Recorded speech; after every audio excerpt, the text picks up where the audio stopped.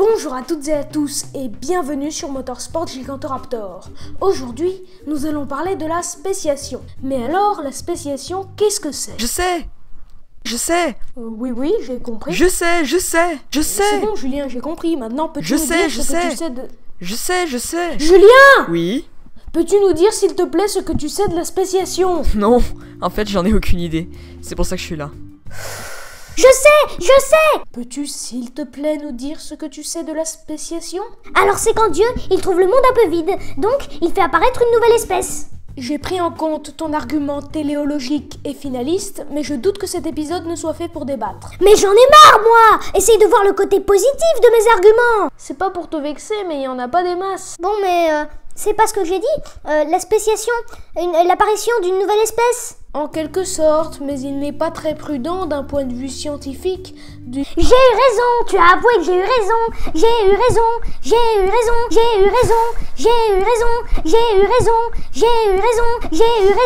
Bon, la spéciation, c'est quand une nouvelle espèce apparaît. Maintenant, c'est à toi de décider si tu souhaites y voir une intention derrière. Ce qui reste une affirmation téléologique coûteuse, mais ça, on en reparlera une prochaine fois. Mais alors, comment une nouvelle espèce apparaît-elle?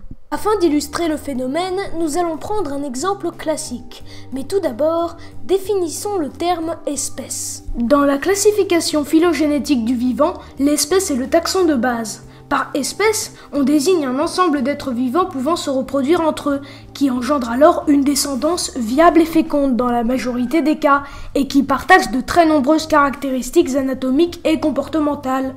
Bien sûr, chaque individu est différent dès la naissance, c'est ce qu'on appelle la variabilité, et sans cette variabilité, l'évolution de ces individus ne pourrait avoir lieu, car la différence entre les individus permet de valoriser telle ou telle caractéristique au dépens d'une autre, et c'est cette valorisation qu'on appelle sélection naturelle, dont le mécanisme détermine en partie l'évolution. Donc tu veux dire que si une girafe et un sanglier ne peuvent pas se reproduire, c'est qu'ils n'appartiennent pas à la même espèce? Exactement. Qu'est-ce que tu veux? Je sais pourquoi tu n'as pas parlé de spéciation pour le moment. C'est pour éviter de mentionner Dieu sans qui tout cela ne serait pas possible. Eh bien, laisse-moi t'expliquer pourquoi il n'y a pas besoin de l'hypothèse divine afin de comprendre le phénomène de spéciation. Prenons un cas de figure classique, celui de l'île qui apparaît. Imaginez une espèce de lapin. Elle vit dans un certain environnement relativement stable. Mais un beau jour, suite à l'explosion d'un barrage alentour, une rivière se forme et encercle certains spécimens. Un nouvel environnement se crée sur la petite île, désormais coupée du monde extérieur. La végétation y est moins luxuriante, et seuls certains individus parviennent à survivre.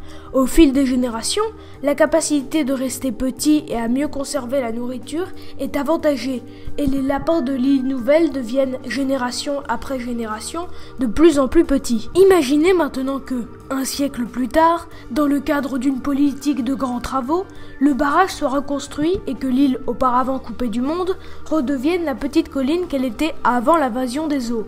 Les lapins qui ont échappé à l'isolement n'auront pas beaucoup changé, contrairement à ceux qui se sont trouvés coincés sur l'île.